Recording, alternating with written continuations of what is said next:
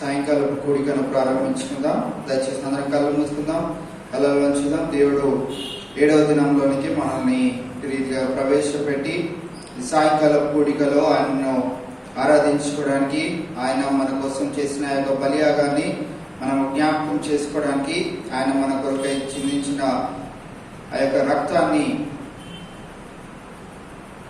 మనము జ్ఞాపకం చేసుకోవడానికి, ఆయన ఇచ్చిన ఈ యొక్క దినాలను బట్టి దేవునికి వందనాలు తెలియజేస్తూ మరి యొక్క కూడికను ప్రారంభించుకుందాం. మన మధ్యలో సిస్టర్ శిరీష కళ్యాణి గారు ఉన్నారు. వారు ప్రారంభ ప్రార్థన చేసిన తర్వాత కొద్దిసేపు పాటలు పాడుకుందాం.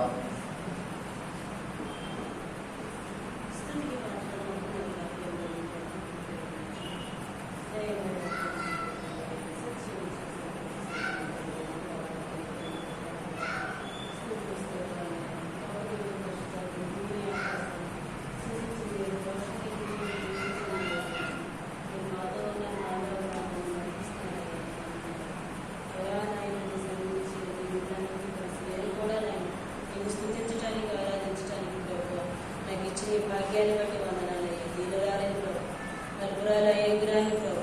జ్ఞాపకం చేసుకుని ప్రార్థనమైన నాయన మన్నించిన నాయన తండ్రి బిడ్డ వాక్యం చెప్పలేకుండా నా తండ్రి ప్రభావ మీ ఆత్మశక్తితో నింపిన తండ్రి మాకు ఏ జీవాహారాన్ని అవసరమో నా తండ్రి అటు జీవాహారాన్ని మాకు దయచేయండి. మీ బిడ్డ ద్వారా సూటిగా మాతో మాట్లాడిన ప్రతి మాటకు మేము భద్రం చేసుకుని ప్రభావ దారి అని తీర్చుకోవడానికి ప్రభావ మీ కృపా కాపుదల దయచేసి కాపాడు.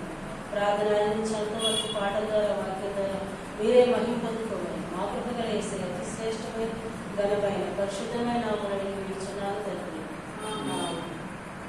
ప్రేమ యేసుని ప్రేమ, ప్రేమ ఉన్నత ప్రేమ ప్రేమ యేసుని ప్రేమ, ప్రేమ ఉన్నత ప్రేమ, ప్రేమ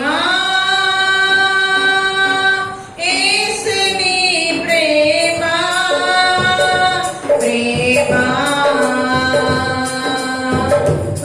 ఉన్నత ప్రేమ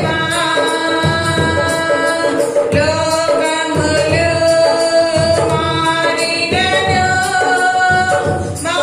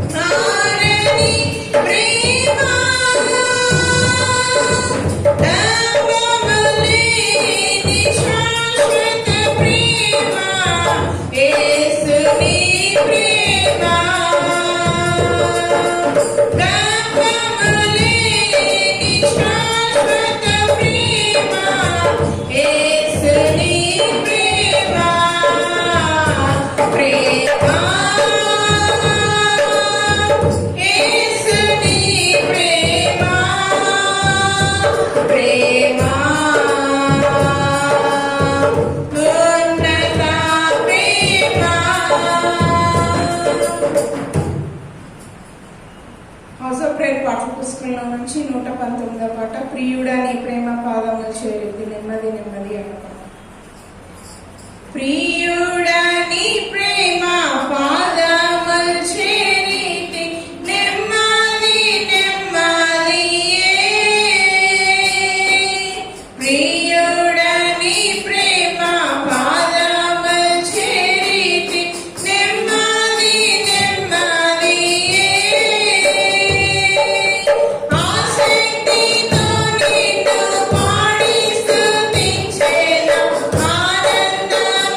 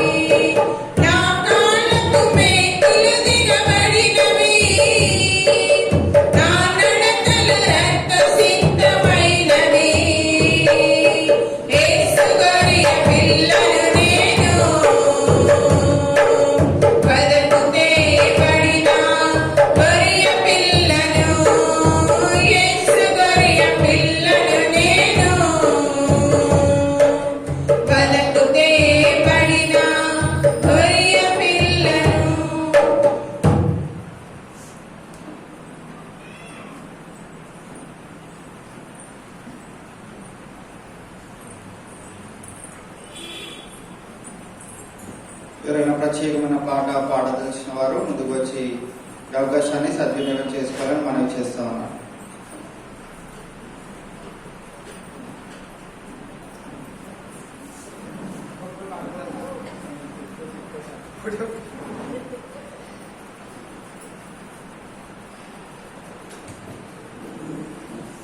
ఈ అవకాశం ఇచ్చిన దేవుని వందనాలు.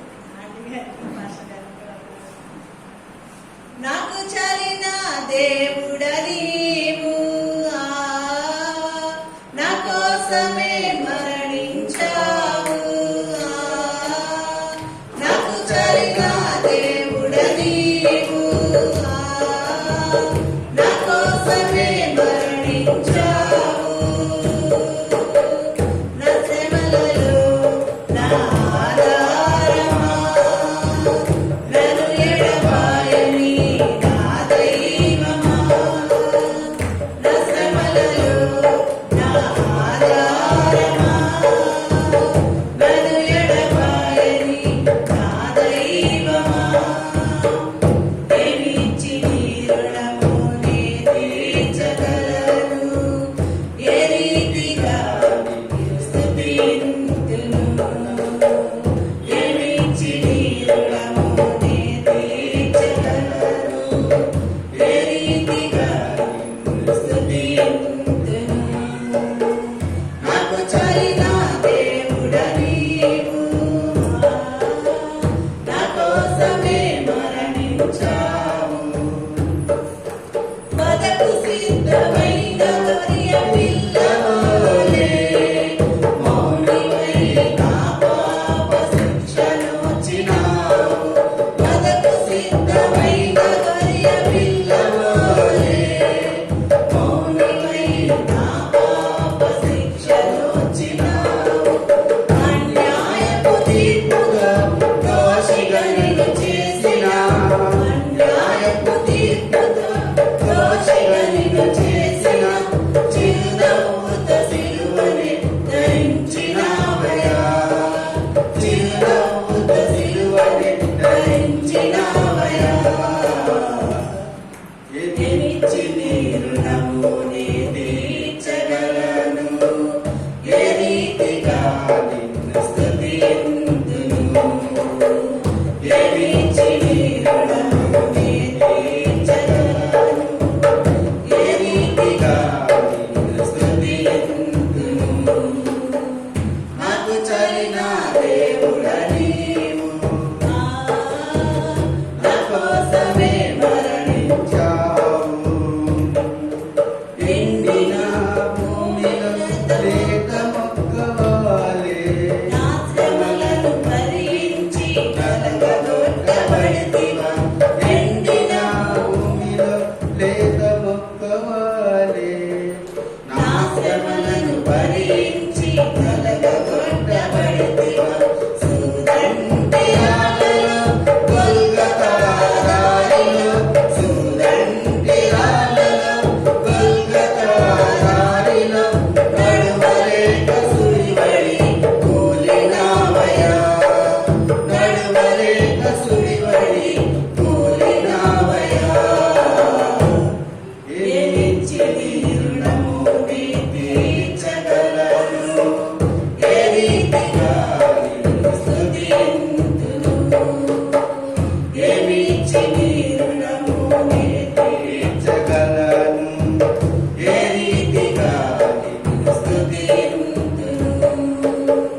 నాకు చలిన దేవుడ నీవు, నా కోసమే మరణించావు.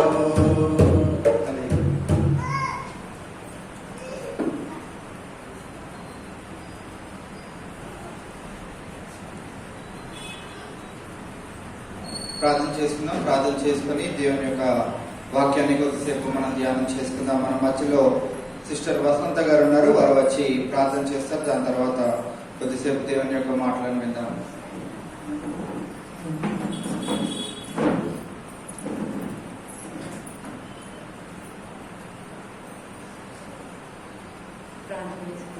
మహాపరిషుద్ధుడు మా ప్రియ తండ్రి, బంగారు పాదాల పైన ఉంచుకుంటున్నాను ప్రభునైనా. దయాన తండ్రి, 6 దినాల ప్రభునైనా సన్నిధిలో కూడి నేను స్తుతించడానికి సహాయం చేసి ప్రభావ 7వ దినంలో కూడా ప్రభావ మమ్మల్ని అందరినీ ప్రవేశపెట్టి ప్రభావ మాకు ఇచ్చిన ధన్యతను బట్టి నీకు వదనాలు చెల్లించుకున్నాను ప్రభువైనా.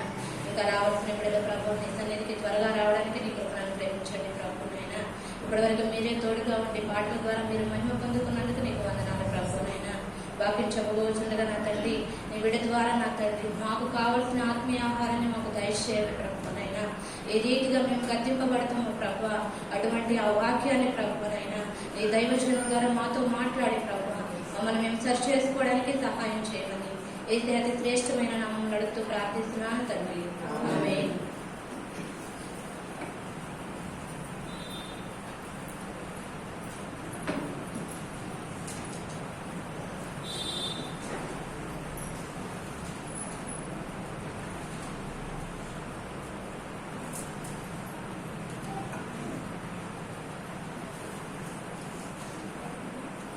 దేవుని యొక్క మాటలను కొద్దిసేపు మనము ధ్యానం చేసుకుందామండి. దినము మన ముందుకు తీసుకురాబడిన అంశం ఏంటిది అంటే ఫర్గివ్నెస్ అంటే ఏంటండి?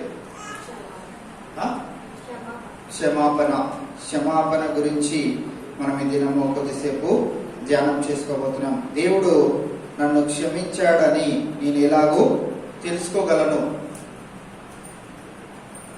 ఏంటండి? దేవుడు నన్ను క్షమించాడని నేను ఎలా తెలుసుకోగలను? దినము దాని గురించి కొద్దిసేపు ధ్యానం చేసుకుందాం. సమయము ఉన్నట్లయితే ఇద్దరు వ్యక్తుల గురించి కూడా మనం ఈ దినము కొద్దిసేపు ధ్యానం చేసుకుందాం. మొట్టమొదటిగా మనం గమనించగలిగినట్లయితే రోమిలకు రాసిన పత్రిక 4వ అధ్యాయము 6 నుంచి 8 వచనాల వరకు మనము చదువుకుందాం. రోమిలకు రాసిన పత్రిక 4వ అధ్యాయము 6 నుంచి 8 వచనాల వరకు.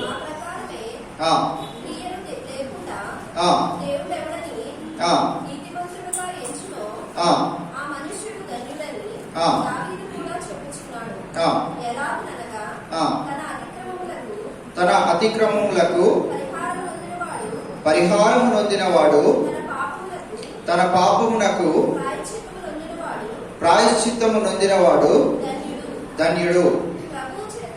ప్రభువు చేత నిర్దోషి అని ఎంచబడినవాడు ధన్యుడు. మొట్టమొదటిగా ఈ యొక్క క్షమాపణ గురించి మనము జ్ఞాపకం చేసుకోగలిగినట్లయితే దేవుడు మనలను ఎప్పుడు క్షమిస్తాడు అనే విషయాన్ని మనము జ్ఞాపకం చేసుకుంటే, ఎప్పుడు క్షమిస్తాడండి దేవుడు? దేవుడు ఎప్పుడు క్షమిస్తాడు? అసలు మనము క్షమాపణకు అర్హులమైతే అప్పుడు క్షమిస్తాడు కదండి. మన దొంగతనం చేయకుండా మనల్ని జైల్లో వేస్తారా? ఎందుకు వేయరండి? ఆ శిక్షకు అసలు అర్హులమే కానే కాదు కాబట్టి మనలను ఎవరు అరెస్ట్ చేయరు, ఎవరు శిక్షించరు. మనము ఎప్పుడు శిక్ష నొందిన వారం అవుతాము? ఆ శిక్షకు తగిన పని చేసినప్పుడే మనము శిక్షకు అర్హులం అవుతాం. కావున ఈ దినము దేవుడు నిన్ను నన్ను క్షమించాడు అని మనం ఎప్పుడు గమనించగలుగుతాము? ఎప్పుడైతే మనము క్షమాపణ పొందుకొని ఉంటామో. క్షమాపణ ఎవరు పొందుకుంటారు? ఎవరైతే తప్పు చేశారో వారు దాని నుండి ప్రాయశ్చిత్తముగా వారు తమ తప్పులను తెలుసుకున్నప్పుడు వారు క్షమించబడతారు. మనము చాలా మంది ఈ యొక్క ఖైదీలను వీరందరినీ చూస్తూ ఉంటారు. రాజమండ్రిలో వెరైటీగా ఒక జైలు ఉంది. లాలా చెరువు రోడ్లో ఒక జైలు ఉంటుంది, సెంట్రల్ జైలు. ఆ జైల్లో ఎలా అంటే కొంచెం మారు మనసు పొందిన వారు, లేకుంటే కొంచెం వాళ్ళ తప్పులు తెలుసుకొని మంచిగా అవుతున్న వారిని ఏం చేస్తారంటే, బయట ఒక పెట్రోల్ బంక్ ఉంటుంది. పెట్రోల్ బంక్ లో వారిని ఉద్యోగస్తులుగా అక్కడ పెడతా ఉంటారు. ఆ పెట్రోల్ బంక్ లో పెట్రోల్ పోసే వారితో ఎప్పుడు మీరు గొడవ పెట్టుకోకండి. వాళ్ళు ఆల్రెడీ ఎవరు అంటే ఖైదీలు, జైల్లో నుంచి కొంచెం మంచి వారయ్యి అక్కడికి వచ్చిన వారు. అక్కడ ఉద్యోగాన్ని వారు అక్కడ చేస్తూ ఉంటారు. సో ఇంకా వారికి అదే వారి కుటుంబాన్ని పోషించేది కానీ ఏదైనా కానీ అదే వారికి. అక్కడ వారు ఉద్యోగం చేస్తూ ఉంటారు. Central jail opposite Indian petrol bunk ఉంటుంది. ఆ పెట్రోల్ బంక్ లో పనిచేసే వారందరూ ఆ సెంట్రల్ జైల్లో ఖైదీలు. వారు ఏదో ఒక తప్పిదం చేసి ఉన్నారు. వారికి క్షమాపణ ఎప్పుడు కలిగింది? వారు మారు మనసు పొందినప్పుడు వారికి క్షమాపణ కలిగింది. దేవుడు నన్ను క్షమించాడని నేను ఎప్పుడు తెలుసుకుంటానంటే, నేను పాపంలో నుంచి దేవా నన్ను రక్షించు అని అడిగినప్పుడు నేను క్షమాపణ పొందుకున్నానని నేను తెలుసుకోగలుగుతాం. ఇది మనం గమనించగలిగినట్లయితే ఒక వ్యక్తిని మీ ముందు ఉంచాలని నేను ఆశిస్తా ఉన్నాను. దినవృత్తాంతాల గ్రంథము, 2వ దినవృత్తాంతాల గ్రంథము 33వ అధ్యాయము 33వ అధ్యాయం నుంచి అలా చదువుకుంటా వెళ్తున్నట్లయితే అక్కడ ఒక రాజు గురించి మనం చదువుతాం. రాజు ఎవరో మనము చూద్దాం.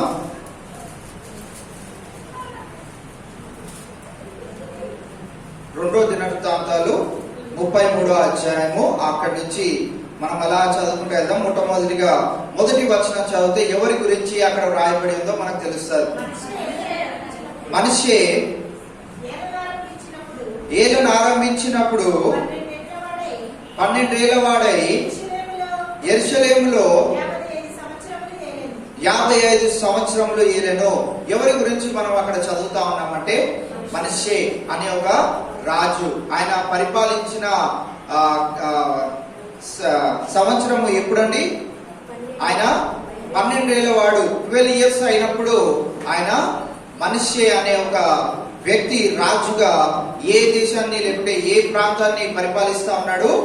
యెరూషలేమును పరిపాలించే రాజుగా మనిషి 12వ సంవత్సరమున ఆయన ఎంపిక చేయబడి ఉన్నట్లు మనం చూస్తా ఉన్నాం. ఆయన గురించి ఈ దినం ఎందుకు జ్ఞాపకం చేసుకుంటున్నాము అంటే, ఆయన చేసిన పనులు ఎటువంటివి అంటే, కింద చదువుకుంటా వెళ్తే దేవుడు ఏదైతే తన తండ్రి అయిన హిజ్కియాతో ఆ యొక్క విగ్రహాలను పడగొట్టి ఆ అన్యాయమైన క్రియలు చేస్తున్న వారి పట్ల హిజ్కియాను దేవుడు వాడుకొని ఎట్టి రీతిగా అయితే వాటన్నిటిని నాశనం చేసి ఉన్నాడో, ఈ యొక్క మనిషి హిజ్కియా కుమారుడైన ఈ మనిషి ఏం చేస్తున్నాడంటే, మళ్ళీ తిరిగి ఆ ప్రాంతాలకు వెళ్ళి అక్కడ అన్య దేవతలకు పూజిస్తున్న వాడిగా, అన్య దేవతలను తిరిగి ఆయన ఆరాధిస్తున్న వాడిగా, నిజమైన దేవుణ్ణి పక్కన పెట్టి యెహోవా దేవుణ్ణి పక్కన పెట్టి ఆయన విగ్రహాలను పూజిస్తున్న వాడిగా అక్కడ ఉంటా ఉన్నాడు. కింద వచనాలను మనం చదివితే మనకు తెలుస్తా ఉంటాయి. దేవుడు నా మాట విను,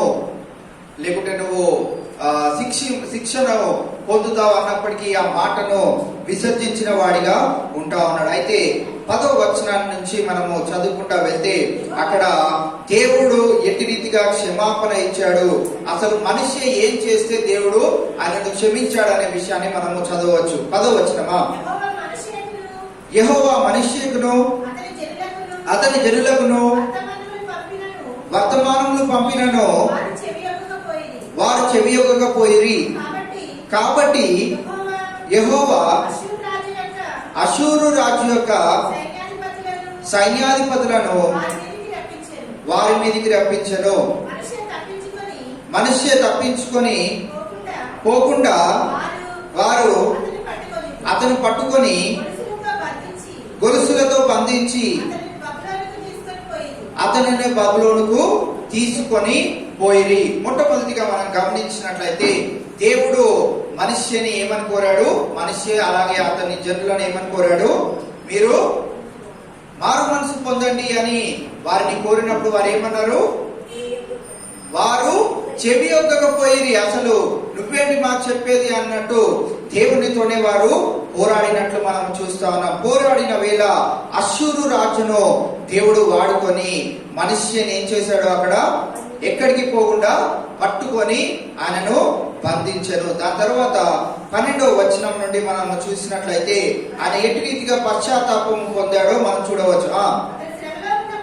అతడు శ్రమలో ఉన్నప్పుడు తన దేవుడైన యెహోవాను బతిమాలుకొని తన పితరుల దేవుని సన్నిధిని తను తాను బహుగా తగ్గించుకొని ఆయనకు మొరలిడగా ఆయన అతని విన్నపములను ఆలకించి యెరూషలేమునకు యెరూషలేమునకు అతని రాజ్యములోనికి అతనిని తిరిగి తీసుకొని వచ్చినప్పుడు యెహోవా దేవుడై ఉన్నాడని మనష్షే తెలుసుకొనెను. దేవుడు నన్ను క్షమించాడని నేను ఎలా తెలుసుకోగలను? మనష్షే ఎలా తెలుసుకున్నాడు? ఆయన ఇబ్బందిలో పడిపోయినప్పుడు దాంట్లో నుంచి ఎవరు నన్ను రక్షించలేరు అని ఎరిగినప్పుడు మనష్షే ఏమని కోరాడు?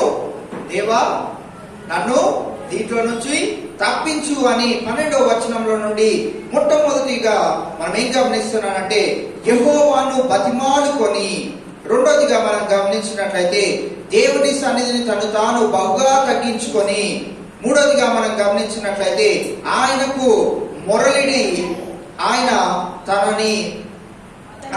అతని విన్నపములను ఆలకించి 4 విషయాలను మనము గమనిస్తా ఉన్నాం.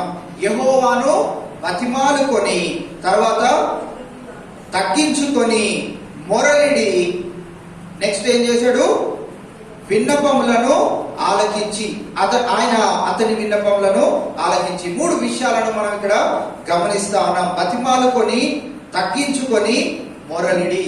3 విషయాలు మనుష్య జీవితాన్ని మరి ఒకసారి మార్చివేసి తాను ఏదైతే ఆ రాజు యొక్క స్థితిని పోగొట్టుకోబోతున్న పరిస్థితిని మళ్ళీ దేవుడు తిరిగి తనకు ఇచ్చినట్లుగా మనము చూస్తా ఉన్నాం. దేవుడు మనిషిని క్షమించాడని మనము ఎలా తెలుసుకోగలిగామంటే, అతడు దేవుణ్ణి విసర్జించినప్పటికీ దేవుడు అతనిని శిక్షించి అతను ఒక శిక్షణలోనికి ఆయనను తీసుకువెళ్ళినప్పుడు అప్పుడు దేవుణ్ణి తెలుసుకొని, బతిమాలుకొని, తగ్గించుకొని, మొరలిడినప్పుడు దేవుడు తన హృదయమును ఎరిగినవాడు కనుక ఆయన ఏం చేశాడు? క్షమించి తన రాజ్యంలోనికి తిరిగి రప్పించి తన రాజ్యమును ఏలడానికి అతనికి అవకాశము దయచేసినట్లు మనము చూస్తా ఉన్నాం. రోమిలకు రాసిన పత్రిక మన పాఠ్యాంశంలోనికి మనము వెళ్దాం. 4వ అధ్యాయము 6, 7, 8 వచనాలలో మనం ఏమని చూస్తున్నామంటే, ఆ ప్రకారమే క్రియలు లేకుండా దేవుడు ఎవరిని నీతిమంతుడుగా ఎంచునో ఆ మనుషుడు ధన్యుడని దావీదు కూడా చెప్పుచున్నాడు. ఏలయనగా తన అతిక్రమములకు పరిహారము నొందువాడు, తన పాపమునకు ప్రాయశ్చితము నొందువాడు ధన్యుడు. మనుష్య జీవితాన్ని మనం గమనించినట్లయితే ఆయన ఇక్కడ దావీదు తెలియజేసిన ఈ 2 మాటలను ఆయన తన జీవితంలో ధన్యుడిగా ఎంచుకోబడ్డాడు. ధన్యుడిగా ఆయన ఆ యొక్క క్రియలను ఆయన పొందుకొని ఉన్నాడు. అవేంటి అంటే, తన అతిక్రమములకు పరిహారము నొందినవాడు. మనుష్య పొందాడా అండి? పరిహారం పొందాడా? పొందాడు. అలాగే తన పాపమునకు ప్రాయశ్చితము నొందాడు. ఎప్పుడు నొందాడు అంటే, తనను తాను తగ్గించుకొని, బతిమాలుకొని, తగ్గించుకొని, మొరలిడినప్పుడే ఆయన ఏం చేయబడ్డాడు? తన అతిక్రమములకు పరిహారము నొందాడు, తన పాపమునకు ప్రాయశ్చితము నొందాడు. 8వ వచనంలో చూస్తే, ప్రభువు చేత నిర్దోషి అని ఎంచబడిన వాడు ధన్యుడు. అతను నిర్దోషిగా ఎంచబడాడా? మనిషే ఎంచబడాడు. కావుననే ఆయనకు మళ్ళీ తన యొక్క రాజ్యమును తిరిగి దేవుడు అప్పగించున్నాడు. ఈ యొక్క వచనాలు దావీదు మాటలు కీర్తనలలో ఎక్కడ ఉన్నాయంటే 32వ అధ్యాయము 1-2 వచనాలలో ఈ మాటలను చూస్తాం. తన అతిక్రమములకు పరిహారము నొందినవాడు, తన పాపమునకు ప్రాయశ్చితము నొందినవాడు ధన్యుడు. 2వ వచనం కూడా చూద్దాం. యెహోవా చేత నిర్దోషి అని ఎంచబడిన వాడు, ఆత్మలో కపటం లేనివాడు ధన్యుడు. మనుష్య జీవితాన్ని మనము జ్ఞాపకం చేసుకున్నట్లయితే ఆ 2 వచనాలు దావీదు భక్తుడు ఏదైతే ఆ 2 మాటలను తెలియజేశాడో దానికి బాగా సిమిలర్ గా ఉండేటట్టు తన యొక్క జీవితాన్ని దేవుడు మార్చినట్లు మనము గమనిస్తా ఉన్నాం. ఇంకో వ్యక్తిని మనము గమనించగలిగినట్లయితే, మీకు బాగా సుపరిచితమైన వ్యక్తి, డిసెంబర్ నెలలో ఆ యొక్క పేజీని మీరు తిరగరాశారు. స్త్రీలైతే తిరిగేసి ఆ పేజీని నలిపేసి ఉంటారు. ఎవరు ఫిలోమోను పత్రిక, దాంట్లో ఈ యొక్క దేవుని యొక్క క్షమాపణ లేకుంటే ఫిలోమోను యొక్క క్షమాపణ కోరాలి అని పౌలు ఎవరి గురించి రాశాడు? ఉన్నది ఒకటే పేరండి, పౌలు ఫిలోమోను అయిపోయారు. ఎవరి గురించి? ఒనేసిము గురించి వ్రాయబడినట్లు మీరు అందరూ చదువుకొని ఉన్నారు. ఫిలోమోను పత్రికలోనికి మనం వెళ్ళనవసరం లేదు. మీకు అంతా 24 వచనాలు ఏంటి నోట్లోనే అనర్గళంగా చెప్పేయగలిగిన స్టోరీలో ఉన్న అర్థము తెలిసిన వారే. ఒనేసిము గురించి కూడా ఒకసారి మనము జ్ఞాపకం చేసుకున్నట్లయితే, దేవుడు ఒనేసిమును క్షమించాడని మనం ఎలా తెలుసుకోగలిగాం? ఒకసారి మీరే చెప్పాలి. దేవుడు ఒనేసిమును క్షమించాడని ఎలా తెలుసుకోగలిగాం? ఒనేసిము ఏం చేశాడు? పోనీ ముందు ఆయన శిక్ష పొందడానికి ఏం చేశాడు? పారిపోయాడు. ఎవరి దగ్గర నుంచి పారిపోయాడు? ఫిలోమోన్ దగ్గర నుంచి పారిపోయాడు. ఫిలోమోన్ దగ్గర ఒనేసిము ఎలా ఉంటున్నాడు? దాసునిగా ఉంటా ఉన్నాడు. దాసునిగా ఉంటున్న ఒనేసిము ఫిలోమోన్ దగ్గర నుంచి పారిపోయాడు. మనకు అక్కడ క్లియర్ గా లేదు, కానీ ధనమును తీసుకొని వెళ్ళిపోయి ఉండొచ్చు. ఎందుకు ఆ మాట మనము చెప్పగలుగుతున్నామంటే, కింద పౌలు భక్తుడు ఏమని తెలియజేస్తాడు అంటే, ఫిలోమోన్ పత్రికలో ఏమన్నా ఆయన దొంగలించినా గానీ, ఏదైనా రుణభారాలు ఏమన్నా ఉన్నట్లయితే ఒనేసిము పైన, వాటన్నిటిని నా మీద మోపు, నేను వాటన్నిటిని తీరుస్తానంటాడు. దానిని బట్టి ఒనేసిము ఏం చేసి ఉండవచ్చు? ఒక డబ్బును తీసుకొని తన యొక్క ధనమును దొంగిలించి ఉండవచ్చు. ఫిలోమోను దగ్గర నుంచి ఒనేసిము ధనమును దొంగిలించి ఆయన వెళ్ళిపోయి ఉండవచ్చు. వెళ్ళిపోయి ఉన్న క్రమములో పౌలు భక్తునికి ఒనేసిము ఎక్కడ కనిపించాడంటే, రోమా ఆ ప్రాంతంలో పౌలు భక్తుడు తన యొక్క పరిచర్యను చేసిన వేళ ఒనేసిము ఎదురైనప్పుడు ఆ ఒనేసిమును పరిచయం చేసుకొని తన యొక్క మారు మనసు ఆయనకు కలిగేటట్టు సువార్తను ప్రకటింపజేసి మారు మనసు పొందిన తర్వాత ఒనేసిము గురించి అద్భుతంగా తను ఎటు రీతిగా మారాడో తెలియచేస్తూ ఫిలోమోనుకు రాసిన పత్రికనే ఆ ఫిలోమోను పత్రిక. ఆ ఒనేసిము యొక్క క్షమించడము లేకుంటే క్షమాపణ ఎటు రీతిగా ఆ గొప్పతనము ఆ యొక్క ఫిలోమోను పౌలు మాటలలో మనం ఏమని చూసామంటే, ఒనేసిముని ఎట్లా స్వీకరించమని ఫిలోమోనుకి రాశాడు? తాను దాసుడుగా కాదు, నీ ప్రియ సహోదరునిగా తనను స్వీకరించుకో అని పౌలు ఫిలోమోనుకు పత్రిక రాసినట్లు మనము చూస్తాం. ఒకసారి ఆ మాటలను మరి ఒకసారి మనం చదువుకుందాం. ఫిలోమోను రాసిన పత్రికలోనికి మనం వెళ్దాం.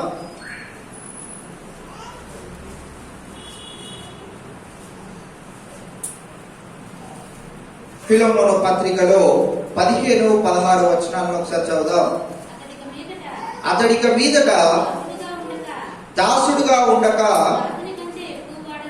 దాసుని కంటే ఎక్కువ వాడుగాను, ప్రియ సహోదరుడుగాను, విశేషముగా నాకును శరీర విషయమును, ప్రభు విషయమును, మరి విశేషముగా నీకును ప్రియ సహోదరుడుగాను నీ యొద్ద ఎల్లప్పుడూ ఉండుటకే కాబోలు అతడు కొద్ది కాలము నిన్ను ఎడబాసి ఉండెను. మనిషి జీవితాన్ని ఒకసారి జ్ఞాపకం చేసుకున్నట్లయితే ఆయన కూడా కొద్ది దినాలు దేవునికి ఎడబాసిన వాడిగా, దేవుని మాట విననొల్లని వాడిగా ఉంటా ఉన్నాడు. దేవుడు శిక్షను ఆయనకు ఇవ్వగానే ఆయన ఏం చేశాడు? మారు మనసు పొందుకొని తగ్గించుకొని బతిమాలుకొని మొరలిడి ఆయన మళ్ళీ తన యొక్క రాజ్యమునకు రాజుగా నియమించబడినట్లు మనం చూస్తా ఉన్నాం. ఒనేసిము కూడా చేసిన పని ఏంటి అంటే, ఫస్ట్ పాపము చేశాడు. ఫిలోమోన్ దగ్గర నుంచి పారిపోయాడు. ఎవరికి చిక్కాడు అంటే, దేవుని యొక్క దాసునికి పౌలుకు ఆయన చిక్కాడు. చిక్కినప్పుడు ఆయన సువార్త చెప్పిన విధమే కానీ ఆయన ఎలా మార్చాడో మనకి తెలియదు. కానీ ఎలా మారిపోయాడంటే, ఒనేసిము యేసు క్రీస్తు ప్రభువారి యొక్క ఫాలోవర్ గా ఆయన మారిపోయినట్లు, ఆయన మనస్సు మార్చుకున్నట్లు, మార్పు ఆయనలో కలిగినట్లు మనము చూస్తా ఉన్నాం. కావునని పౌలు భక్తుడు చాలా ఖచ్చితముగా ఆయన గురించి తెలియజేసిన మాట ఏంటి అంటే, ఆయన దాసుడుగా కాదు, పాపిగా కాదు, ఆయన మారు మనసు పొందుకొని ఆయన నా దగ్గర ఆయన చేసిన తప్పిదములను ఒప్పుకొని బతిమాలుకొని మొరలిడి తగ్గించుకొని నా దగ్గర తన తప్పులను చెప్పుకున్నాడు కనుక నేను ఆయన గురించి గ్యారంటీగా చెప్పే మాటలు ఏంటి అంటే ఆయన ఖచ్చితంగా తన జీవితాన్ని మార్చుకొని ఇప్పుడు దేవుని యొక్క లేకపోతే యేసుక్రీస్తు ప్రభు వారి యొక్క ఫాలోవర్ గా మారిపోయి ఉన్నాడు. నా దగ్గరే ఉంచుకోగలుగుతాను కానీ నా దగ్గర కంటే నీ దగ్గర ఉంటే నీకే మేలు అని ఫిలోమోనుకు తెలియజేస్తా ఉన్నాడు. అసలు ఫిలోమోను ఎవరు అనే ఒక ప్రశ్న మీ ముందు ఉంచితే, ఫిలోమోను ఎవరండి? ఫిలోమోను ఎవరు? ఆయన కూడా ఒక చర్చ్ కి ఎల్డర్ గా ఉంటా ఉన్నాడు, ధనవంతుడు ఎల్డర్ గా ఉంటా ఉన్నాడు. మనము కొలెస్సి సంఘానికో లేకుంటే కొరంది సంఘానికో ఆయన సంఘ పెద్దగా ఉంటా ఉన్నాడు ఫిలోమోను. కావున ఆ ఫిలోమోనుకు ఈ ఒనేసిము గురించి రాస్తూ ఆయన ఏమని అన్నాడు అంటే, దేవుడు ఒనేసిమును క్షమించాడని మనం ఎలా తెలుసుకోగలిగామంటే ఆయన జీవితము మార్చబడింది. ఆయన జీవితము మార్చబడి దేవునికి అంగీకారమైన జీవితముగా ఆయన మార్చుకొని ఉన్నాడు. కావునని పౌలు తన గురించి ధైర్యముగా తాను మారిపోయాడు, నీకు ఇంకా దాసుడుగా కాదు కానీ ప్రియ సహోదరుడిగా, ఫెలోవర్ లేకుంటే బ్రదరన్ గా నువ్వు ఆయనను చేర్చుకో అనే విషయాన్ని తెలియజేసి ఉన్నాడు. చివరిగా మనం గమనించినట్లయితే యోహాను రాసిన మొదటి పత్రికలో మనకి అసలు ఈ యొక్క మనము క్షమించబడము అనేది ఎట్టి రీతిగా జరుగుతుంది అనే విషయాన్ని మనం గమనించాలంటే యోహాను రాసిన మొదటి పత్రిక 1వ అధ్యాయము 9వ వచనంలో మనం చదవగలిగినట్లయితే, మన పాపములను మనము ఒప్పుకొనిన ఎడల, మనిషి చేసిన పని ఏంటండి? తన పాపమును తాను ఒప్పుకున్నాడు. ఒనేసిము జీవితంలో కూడా మనం చూసినట్లయితే ఆయన ఏం చేసి ఉన్నాడు? తన పాపములను ఒప్పుకొని ఉన్నాడు. కావునని అక్కడ మనము తర్వాత 9వ వచనాన్ని కంటిన్యూ చేస్తే, ఎవరు నమ్మదగిన వాడు? దేవుడు నమ్మదగిన వాడును నీతిమంతుడును గనుక ఆయన మన పాపములను క్షమించి సమస్త దుర్నీతి నుండి మనలను పవిత్రునిగా చేయును. అక్కడ ఉంది. మనమందరము క్షమించబడ్డాము అని మనం ఎలా తెలుసుకోగలుగుతామంటే, మొట్టమొదటిగా మనము ఆ క్షమాపణకు అర్హులముగా ఉండాలి. మనమందరం క్షమాపణకు అర్హులమా కాదా? మన పాత జీవితం అంతా ఎలా ఉంది? పాపముతో నిండుకొని ఉంది. దేవుడు మనకు మారు మనసును దయచేసిన తర్వాత మనము ఆయనే నిజమైన దేవుడు అని మనము తెలుసుకున్న తర్వాత మనము ఆయన ఎదుట 3 పాయింట్లు అవి గుర్తుంచుకోవాలి. మీరు నేను చెప్పిన ప్రతి మెసేజ్ అంతా మీరు గుర్తుంచుకోవడం అవసరం లేదు. ఒక కీ పాయింట్ ఉంటుంది, ఆ పాయింట్ మీరు పట్టుకుంటే చాలు. బావుగా తగ్గించుకొని బతిమాలుకొని మొరలిడి, మనము కూడా అదే పనిని చేసిన మన పితరులు కూడా అదే పనిని చేసి ఉన్నారు. కావుననే నిజమైన దేవుని వారు అంగీకరించి ఉన్నారు.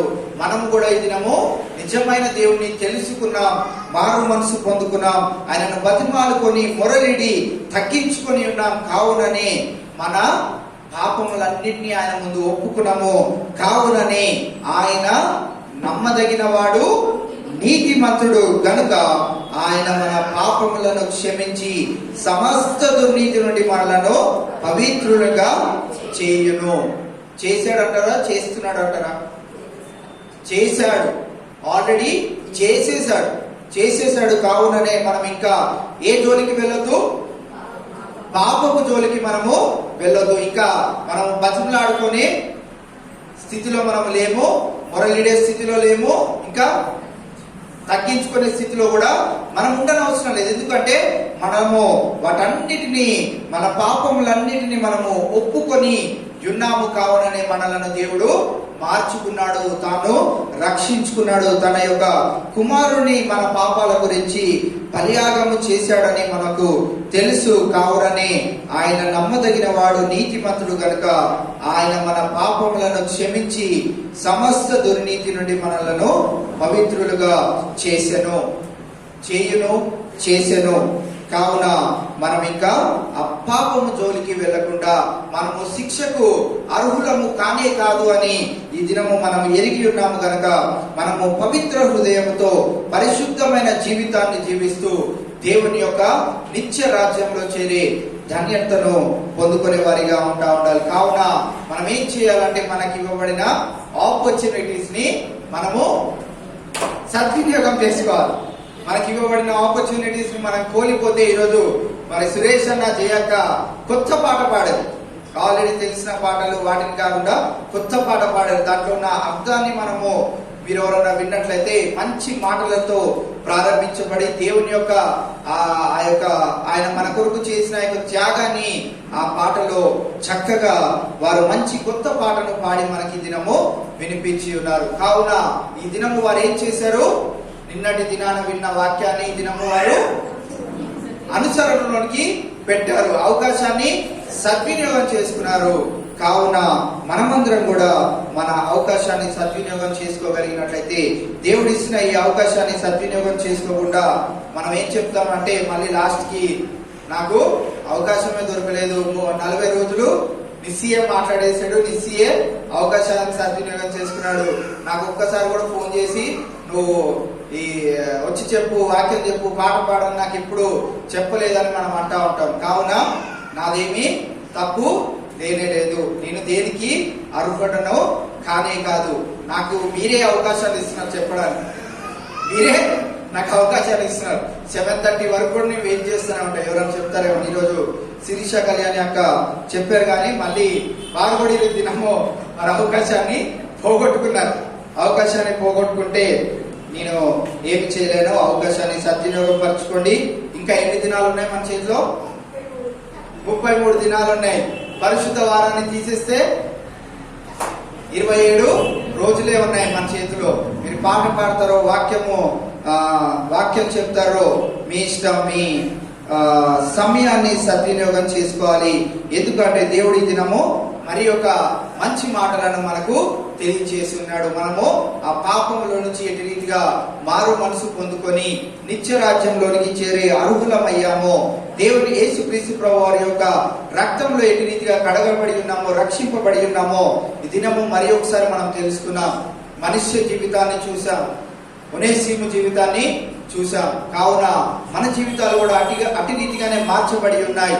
మనకి కూడా దేవుడు ఏ అవకాశాన్ని దయచేస్తున్నాడు అంటే, మనము సువార్త ప్రకటించే స్థితిలోనికి మనము వచ్చేసి ఉన్నాం. కావున మనము ఇంకా సువార్త ప్రకటించే వారిగా మనమందరం ఉండాలని దేవుడు మనల్ని కోరుకుంటా ఉన్నాడు. రక్షింపబడిన మనము ఈ లోకానికి మనము సువార్త చాటి చెప్పేవారిగా ఉండాలని దేవుడు కోరుకుంటా ఉన్నాడు. కావున ఈ యొక్క అవకాశాన్ని మీరు అందరూ సద్వినియోగం చేసుకోవాలని ప్రభు పేరిట మీకు మరి ఒకసారి విన్నవించుకుంటా ఉన్నాం. కొద్ది మాటలు దేవుడు మనం ఇంటిలో భద్రపరచుగాక. ప్రార్థన చేసుకుందాం. దేవుడి ఇంతవరకు తన యొక్క మాటలతో మనల్ని మరి ఒకసారి మన జీవితాలను మన జీవితాలు ఎటు రీతివో అవి ఎటు రీతిగా మార్చబడ్డాయో, ఇప్పుడు మనం ఏ స్థితిలో ఉండాలో దేవుడు మరి ఒకసారి మనకి దినము నేర్పించిన యొక్క మాటలను బట్టి మనమందరము దేవునికి కొద్దిసేపు ప్రార్థన చేసుకుంటూ, దేవా నా జీవితాన్ని అటు రీతిగా నువ్వు మార్చావు, ఇంకా నేను పాపంలోనే ఉంటా ఉన్నాను దేవా, ఆ పాపంలో నుంచి నాకు సంపూర్ణమైన విడుదలను దయచేయి, నేను నిన్ను ఎరిగిన బిడ్డను గనక నా జీవితాన్ని మార్చు అని మనం ఒక్కసారి ఒక చిన్న మాటను మనం ప్రార్థన చేసుకోగలిగితే, దేవుడు మన అతిక్రమములన్నిటినీ, మన పాపములన్నిటినీ ఆయన తుడిచి వేసేవాడిగా ఉంటా ఉన్నాడు. కావున అటు ధన్యతను దేవుడు మనకు అనుగ్రహించాడు. ఆ ధన్యతలో మనం అందరం ఉన్నాము. కావున ఆయన ఇచ్చే అవకాశాలను మనము సద్వినియోగం చేసుకుందాం. చివరి ప్రార్థన మన మధ్యలో బ్రదర్ వినయ్ కుమార్ గారు ఉన్నారు, వారు వచ్చి చేస్తారు. దాని తర్వాత ఈ యొక్క కూడికను ముగించుకుందాం.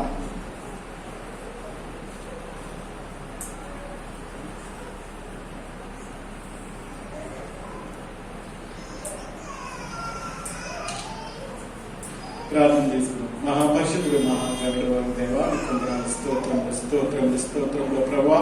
ఇదిగో నేను శ్రమల కాల దినాల్లో ప్రభా 6 దినాలు మా జీవితాల్లో కలిగజేసి ఆయన మరి 7వ దినాన్న ప్రభా ఈ సాయంకాల సమయంలో నీ సన్నిధిలో కూడి నిన్ను స్తుతించడానికి, నిన్ను మహిమపరచడానికి ప్రభువా, నిన్ను కనపరచడానికి నాయన మాకు ఇచ్చిన ఈ ధన్యతను బట్టి నీకు వందనాలు, స్తోత్రాలు అయ్యా. ఈ దినాన్ని చూడలేక ప్రభువా అనేక మంది నశించిపోవచ్చుండగా ప్రభువా, మరి నాయన మమ్మల్ని ప్రేమించి నాయన మరి ఈ క్షణం వరకు నాయన మమ్మల్ని కాచి కాపాడిన దేవానికి వందనాలు, స్తోత్రాలు చెల్లించుకునిచున్నాం అయ్యా. మరి నీ దాసును నిలబెట్టుకుని ప్రభువా నువ్వు మాట్లాడిన ప్రతి మాటను బట్టి నీకు వందనాలు, స్తోత్రాలు చెల్లించుకునిచున్నాం అయ్యా. నువ్వు క్షమించే దేవుడు నాయన అయ్యా. మరి నాయన మా పట్ల నాయన మేము ఎంత నాయనకి దూరంగా ఉన్నప్పటికీ ప్రభువా అయ్యా, మరి నీ సన్నిధికి మేము ఎడబాసిన వారిగా మేము ఉన్నప్పటికీ ప్రభువా అయ్యా, మనేష జీవితాన్ని మాకు నాయన మరి మాకు గుర్తు చేసిన దేవానికి వందనాలు, స్తోత్రాలు చెల్లించుకునిచున్నాం.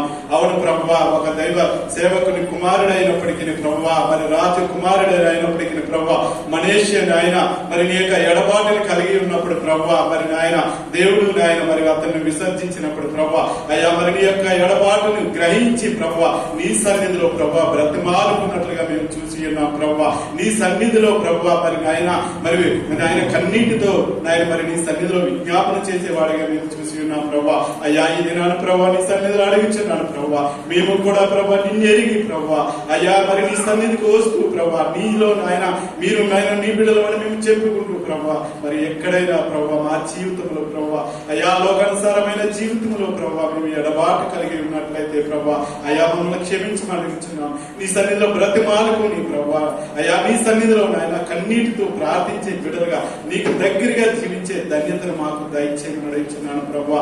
అలాగే అదే రీతిగా ప్రభువా కూడా జ్ఞాపకం చేసుకున్నావు ప్రభువా అయ్యా. మరి మీలో మన కుటుంబంలో ఒక దాసుడిగా ఉన్నప్పుడు ప్రభువా అయ్యా ఒక చిన్న దుష్ట క్రియ ద్వారా నాయన మరి నీ నుండి ఎడబాటు కలిగి ఉన్నాడు ప్రభువా. ఆ యొక్క నాయన మరి ధనాన్ని నాయన మరి తీసుకుని వెళ్ళిపోయినప్పుడు ప్రభువా మరి నీకు మరి నాయన ఉనేసిలు నాయన కొద్దిపాటి ఎడబాటు కలిగి ఉన్నప్పుడు ప్రభువా మరి ఆ ఎడబాటును నాయన మరి అతను తెలుసుకుని ప్రభువా మరి నాయన నీ దగ్గరగా చేరి ఉన్నట్లుగా మేము చూస్తున్నాం ప్రభువా అయ్యా. మరి మా జీవితాల్లో కూడా అటువంటి ఎడబాటు మాలో ఉన్నట్లయితే ప్రభువా ఈ దినాన్ని నీ వాక్యం ద్వారా నాయన నీ బిడ్డ ద్వారా నాయన మాకు తెలియపరిచిన రీతిగా ప్రభువా మా హృదయాన్ని మేము సరి చేసుకునే వారిగా మేము ఉండడానికి సహాయం దయచేయండి అయ్యా. మరి ఈ లోకంలో ప్రభావ మేము ఏదో తప్పిదం ద్వారా నాయన మరి నిన్ను నాయన ఎడబాటు కలిగి జీవిస్తున్నాం ప్రభావ అయ్యా. మరి నాయన ఎడబాటు మాలో ఉండకుండానట్లు ప్రభావ అయ్యా. మరి ఆ యొక్క మరి నాయన మా హృదయాల్లో ఉండకుండానట్లు నాయన ప్రేమ కలిగి సమాధానం కలిగి నాయన నీకు దగ్గరగా జీవించే ధన్యతను మాకు దయచేయండి అయ్యా. మరి నీ బిడ్డకు నాయన ఇచ్చిన ఆ యొక్క ధన్యతను బట్టి నీకు వందనాలు, స్తోత్రాలు. ఏడంతల ఆత్మకు బిడ్డతో మాట్లాడావు ప్రభావ, నాయన బిడ్డ చేసిన సేవ పరిచయం ప్రభావ ఇంకా బహుగా నాయన ఆశీర్వదించి అనేకులకు ప్రభావ నీ సువార్తను ప్రభావ తెలియపరిచి నాయన నశించిపోచిన ఆత్మల కొరకు భారం కలిగిన ఆయన సేవ చేసే బిడ్డగా ఉండటానికి సహాయం దయచేయండి. ప్రతి కుటుంబము ప్రభావ బిడ్డ గురించి ప్రార్థించే ధన్యతను దయచేయమని అడిగిస్తున్నాను ప్రభావ. ప్రార్థన అవసరంలో ఉన్న ప్రతి కుటుంబాన్ని జ్ఞాపకం చేసుకోండి. ముఖ్యంగా నాయన మరి దైవ సేవకురాల గురించి ప్రార్థన చేస్తున్నాం ప్రభావ.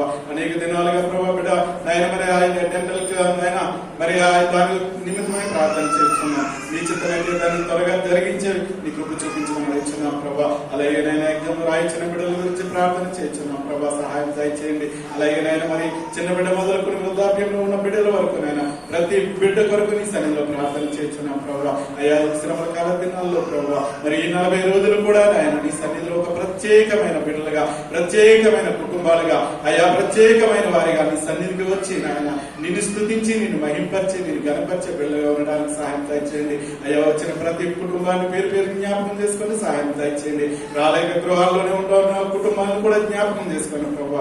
ఎక్కడ ఎవరైతే ఉన్నారో ప్రభావ వారు ఉన్న చోటనే ప్రభావ నీ సన్నిధిలో ప్రభావ ప్రార్థించే బిడ్డలుగా వారు ఉండడానికి నీ కృపాకార్యాలు దయచేయండి. ఇట్టి రీతిగా మాకు ఇచ్చిన ఈ ధన్యతను బట్టి నీకు వందనాలు స్తోత్రాలు చెల్లించుకుంటూ ప్రభావ ఈ దినమున ఈ కార్యక్రమం అందరినీ కూడా జయకరంగా జరిగించిన రీతిగా నీకు వందనాలు స్తోత్రాలు చెల్లించుకుంటూ నన్ను నేను తగ్గించుకుంటూ నీ నామాన్ని ఇచ్చిస్తూ కొద్ది ప్రార్థన నీ పాదాన్ని చేర్చుకొని యేసు పరిశుద్ధ నామమున అడిగి వేడుకుంటున్నాము తండ్రి, ఆమేన్.